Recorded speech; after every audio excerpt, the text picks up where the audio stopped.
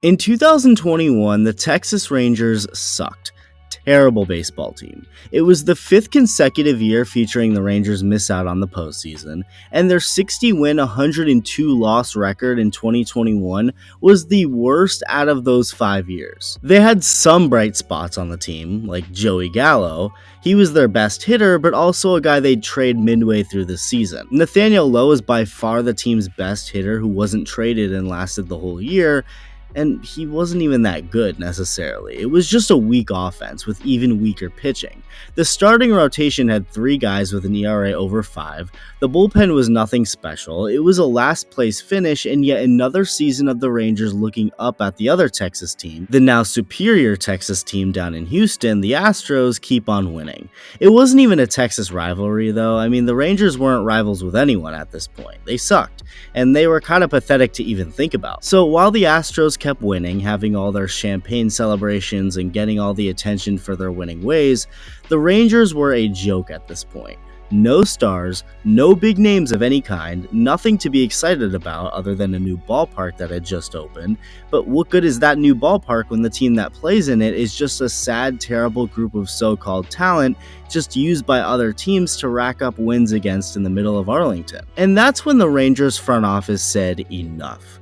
Really quick, I'm trying to get to 140,000 subscribers before 2024, so if you enjoy the content and haven't hit that button yet, consider doing so. Thank you. The offseason leading into the 2022 season wasn't looking very promising for anybody. No teams, no fans, and that's because there was talk of a potential lockout taking place. Major League Baseball and the MLB Players Association weren't coming to an agreement on the new collective bargaining agreement they had to come up with, since the last one was expiring, so that really wasn't even in the back of our minds because it was in the front of our minds. It was pretty much bound to happen.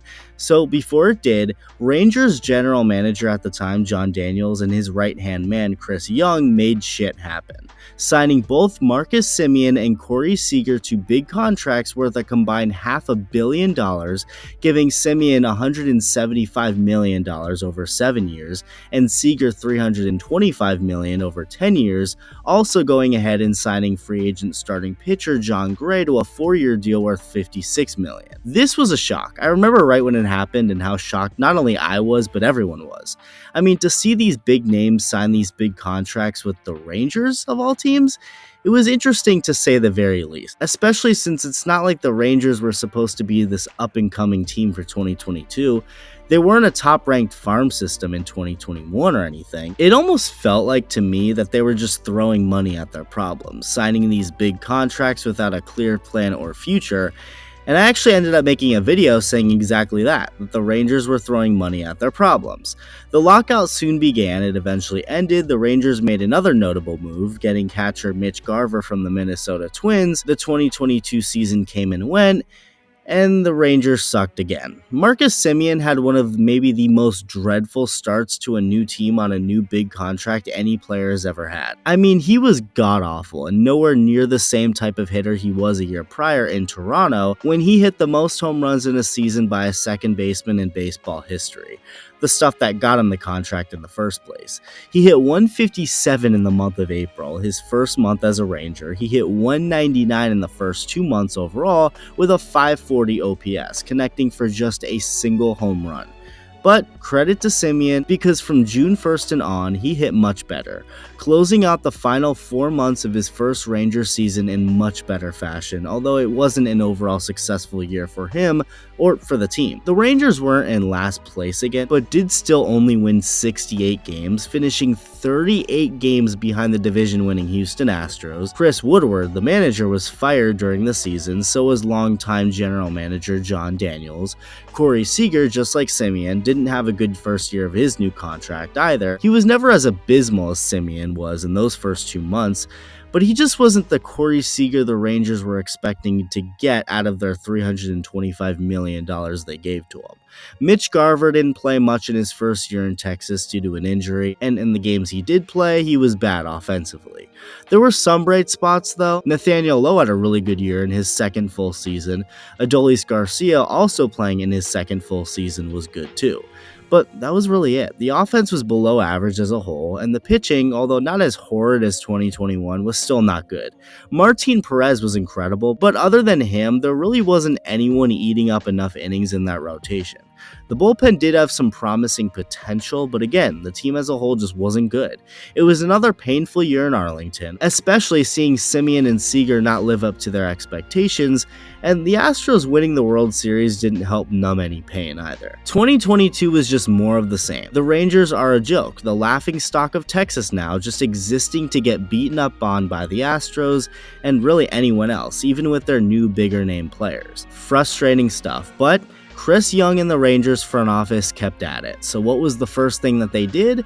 Well, the Rangers didn't currently have a set manager. That's kind of important. So over to Nashville, Tennessee, they'd go to try and bring 67-year-old baseball legend Bruce Bochy out of retirement and recruit him to be their manager, and it worked.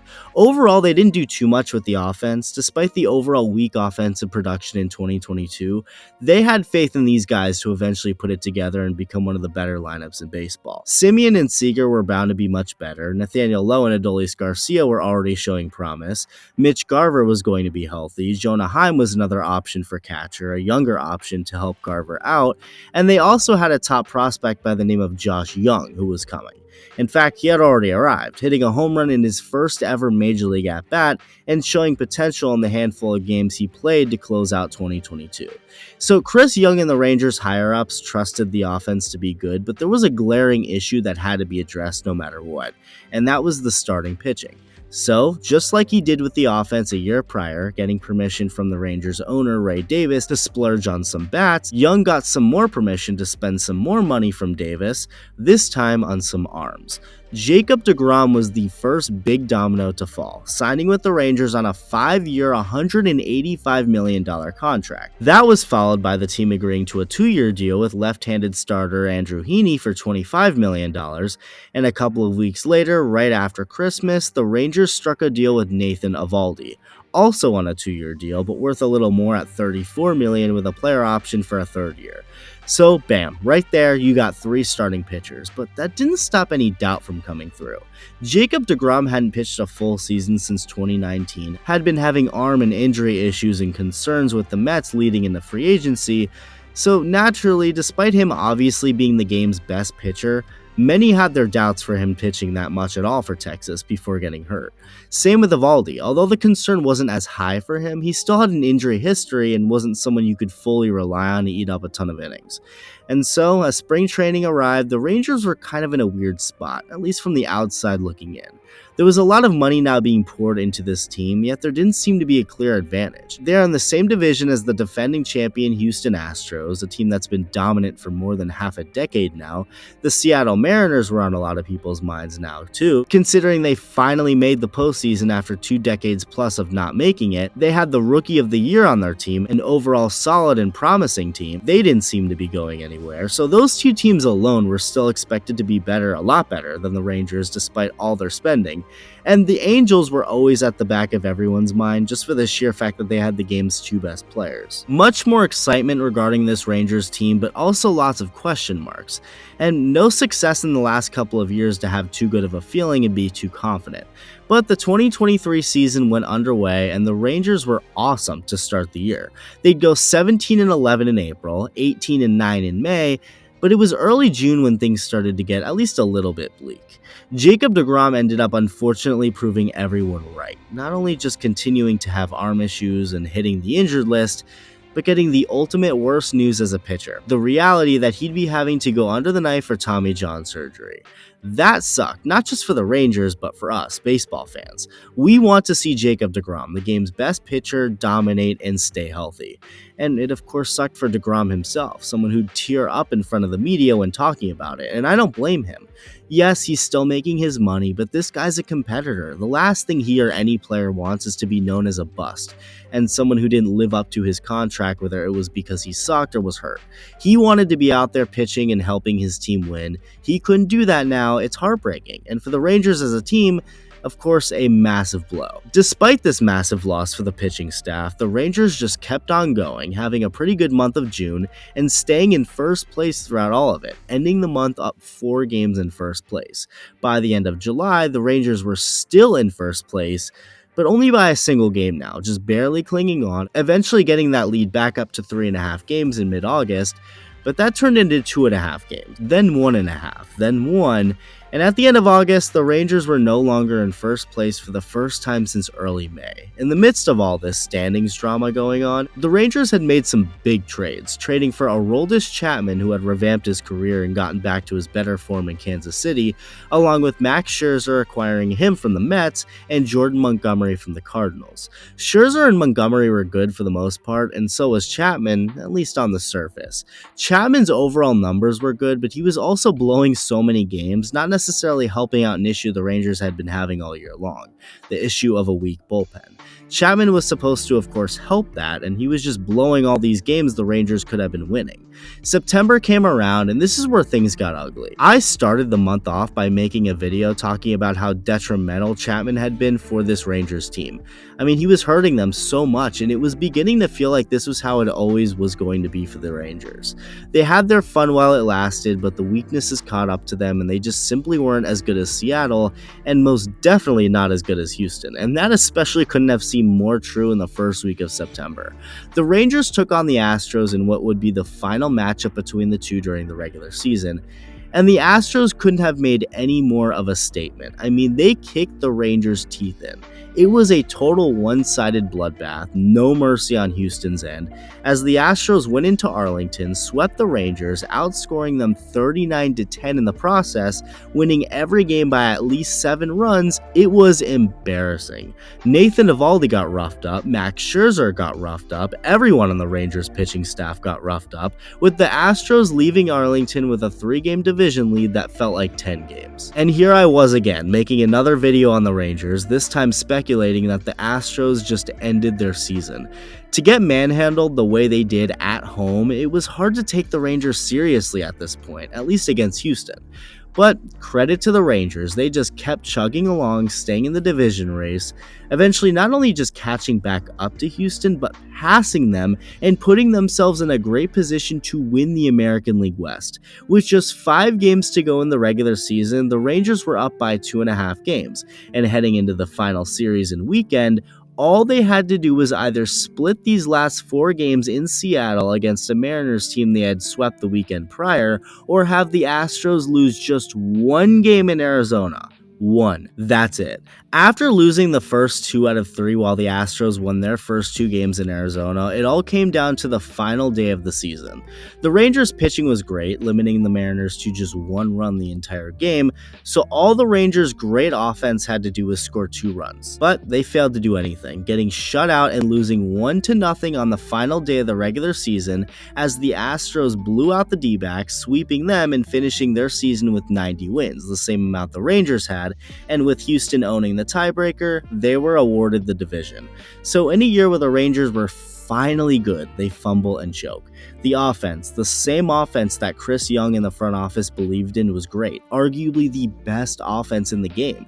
Corey Seager was awesome, being the best American League hitter other than Shohei Ohtani. Marcus Semien was fantastic, being as durable as he always is, playing all 162 games, putting up really good offensive numbers. Nathaniel Lowe had another good year. The young Jonah Heim was good. Mitch Garver was great in his DH role. Adolis Garcia put up the best numbers of his career. Josh Young, the rookie with a lot of promise, was awesome. The starting pitching, despite losing Jacob deGrom for the year, was solid. Dane Dunning was really good. John Gray was solid. Andrew Heaney, solid. Nathan Eovaldi was great for a while, but even when he started dealing with injuries and not pitching as well, people stepped up. Jordan Montgomery was fantastic after getting traded to Texas. Martin Perez did what he needed to do. There was so much to love about this Rangers team. But again, all of that was left with a sour taste in Rangers fans' mouths after the way the regular season ended. They were so close to clinching the division and being able to fly home, have 5 days off, and get ready to begin the playoffs as the number 2 seed at home. but instead the Astros got the last laugh, getting to be in that position, while the Rangers now had to fly down to Tropicana Field in St. Pete to play a 99-win Rays team. The pieces were finally being put together for the 2023 Rangers, and it was in the worst way possible. They were good, had a lot of good moments and talent, but this is where it likely ends, as many didn't even pick them to win a game against the Rays in the wildcard series. The starting rotation was thin because Max Scherzer was presumed out for the year because of an injury. Nathan Eovaldi hadn't had a good start in months, so Jordan Montgomery was really the only guy the Rangers seemed to have who you could trust. After him, hold your breath, or in other words, season's over.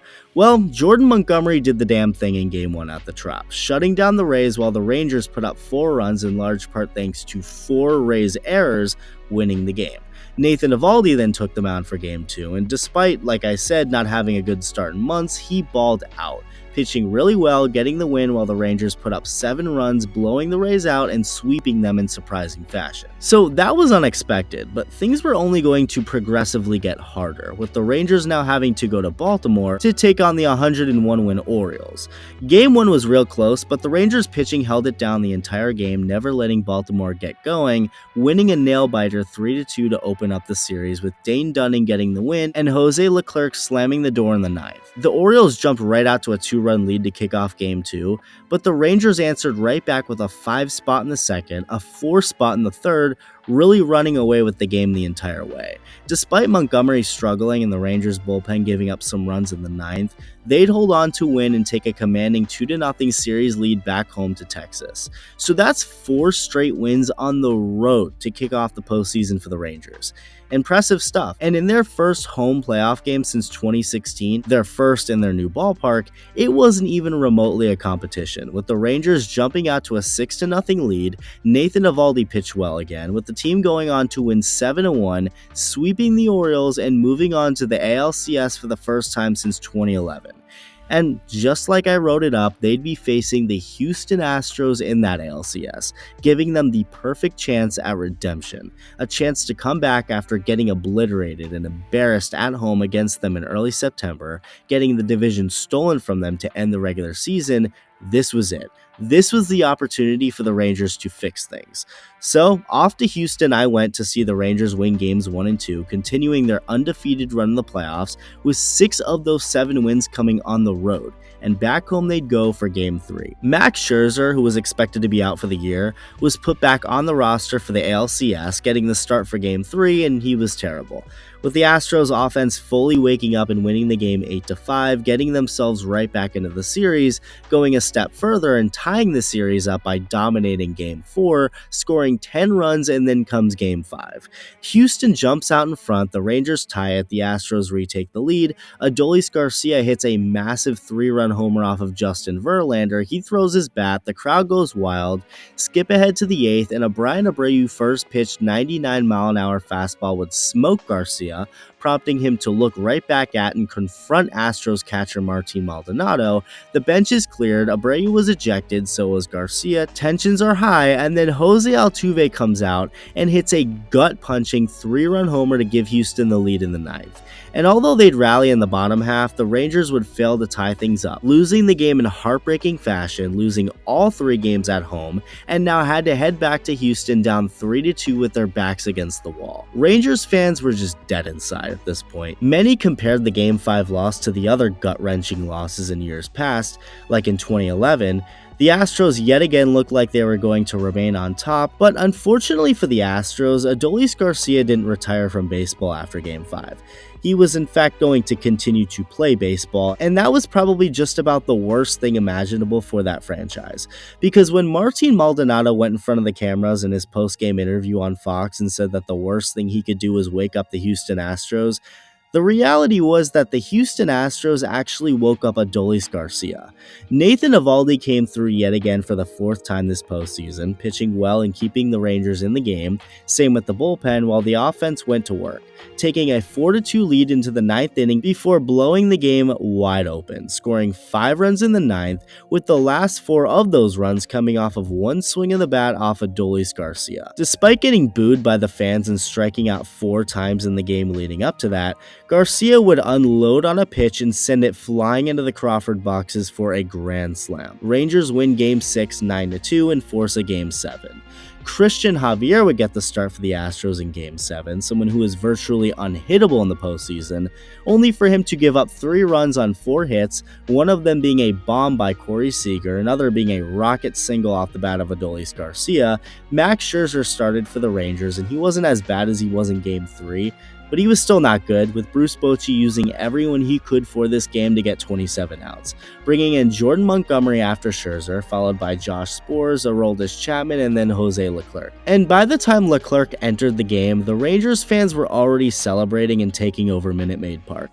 The offense scored 11 runs in Game 7. Adolis Garcia hit not 1, but 2 home runs in this game, going 4 for 5 with 5 RBIs. The Rangers won the game 11-4, winning the series, winning the pennant, and knocking out Houston in the process. So they did it. They got the redemption in shocking fashion, taking a move out of the 2019 Nationals playbook by not winning any of their home games, but winning every game in Houston to win the series. Adolis Garcia gets ALCS MVP. I mean, it was just perfect. Well, not quite perfect, because there was one more thing that still needed to be done, and that was to win the World Series, to finish the job, to get that final strike, something they couldn't do 12 years earlier in St. Louis. And so, they did that too. Game 1 of the World Series was back and forth for a minute before it looked like the D-backs were about to win. That is before Corey Seager tied it with 1 swing in the 9th, with Adolis Garcia ending it with 1 swing in the 11th. The Rangers would get blown out in Game 2, but no need to worry, because they were now headed to where they play best, on the road, and they just continued on with that trend, winning Game 3 because of amazing pitching along with another Corey Seager bomb, with Seager going deep again in Game 4. Marcus Semien also went deep. The Rangers scored 11 and took a 3-1 series lead into Game 5, and this was a game that started off a little differently. The Rangers offense was getting no hit through the first 6 innings, Nathan Eovaldi was on the mound, and despite getting no run support while also getting into a lot of trouble, he just kept getting out of that trouble, keeping the D-backs offense from cashing in with runners in scoring position, and eventually the Rangers got it going. Corey Seager would secure the team's first hit in the 7th, because of course he did. Evan Carter, a guy who was just called up in September and played 23 games to end the regular season, and someone who's also been awesome this entire postseason, then doubled. Mitch Garver then brings home the game's first run. Aroldis Chapman and Josh Sborz would combine for a scoreless 7th. Sborz then went back out there to pitch a scoreless 8th, with the Rangers still only up by a run, and it was the 9th where the Rangers offense officially put their demons to bed. They'd string up several hits and extend their lead to 3-0 with the help of an error by Alek Thomas in center field, with Marcus Semien capping it all off with a 2-run shot in his final at-bat of the season, making it 5-0 Rangers. Josh Sborz comes back out for the 9th, and for some extra context here, Josh Sborz is a guy who had a 5.5 ERA during the regular season this year. 5.5. Yet here he was pitching better than anyone in the postseason, becoming someone Bruce Bochy could depend on, dominating throughout the entire playoffs, and getting the final 3 outs of the season, getting Ketel Marte to look at a curveball in the zone for strike 3, ending the game, ending the series, and giving the Texas Rangers their first championship in franchise history. From day one, this team was doubted, and there were so many moments throughout the entire year you could have claimed the Rangers were done. When DeGrom got surgery, when they lost their division lead, when they got their ass whooped and embarrassed by the Astros on their home turf, when they blew the division despite having it at their fingertips, when they lost games 3, 4, and 5 at home to the Astros in the ALCS, when they got blown out in Game 2 of the World Series. All of those moments could have been moments where they collapsed and just fell apart, but they kept grinding, they kept going at it, moving on to the next obstacle and thing that stood in their way, only to get past that as well. And here they are now, with no more obstacles in their way, because they have reached the top. They're the champions of the baseball world. So what's the moral of the story here regarding how Chris Young and the Rangers front office built this team? Well, there's no one way to build a championship team. There's endless ways, and there really isn't necessarily a right or a wrong way. The biggest reason the Rangers went as far as they did and won the World Series was because they went out and spent money on good free agent players. So is it that simple? Not quite, considering Steve Cohen and the Mets have done that more than anyone since 2021, and look how that's turned out. Same with the Padres. They turned into a mess as well. At the end of the day, really what this is Chris Young and the Rangers spending money on the right players. Many teams, general managers, and owners have spent money on good players only for it to not work out. This just ended up simply working out. They spent $500 million on Corey Seager and Marcus Semien, and 2 years later, those two guys are smacking homers in the World Series after being incredibly valuable players all year long. They spent money on Nathan Eovaldi, and he ended up coming through. There, of course, were also some key trades made recently and a few years back that led to this championship. Adolis Garcia and Nathaniel Lowe, eventually Mitch Garver, Jordan Montgomery this year. They also brought Bruce Bochy out of retirement to manage this team, getting someone everyone knew was a good manager as he had a tremendous track record even before this year. So this team may not have been necessarily one that was mostly built through a farm system of young guys forming through the minor leagues together, but rather a group of players brought in from all different directions, with the biggest impactful pieces being via free agency. You can say they paid for their championship, and that may have a little bit of truth to it, but I don't care, and I find that to be a good thing. To see an owner and front office that values spending money on good players that they see fit their vision for winning, is a wonderful thing. You'd rather have that than see your team be cheap, and no team that spends money should be criticized simply for spending money. It really is cool and fascinating to see how quick they turned this team from the joke I talked about at the start of this video, a team that could only look up to Houston from the bottom pathetically, to a team that not only held their ground with the Astros, but went as far as to take them down and become the last team standing not just in the American League West, not just in the American League, but in all of baseball. And with that, all the chokes, all the heart-wrenching failure from 2010 through 2016, the depressing seasons from 2017 through 2022, all of that is lifted. The demons are gone. They are the superior Texas team. They finally were able to get that final strike, and for the first time ever, the Texas Rangers are world champions.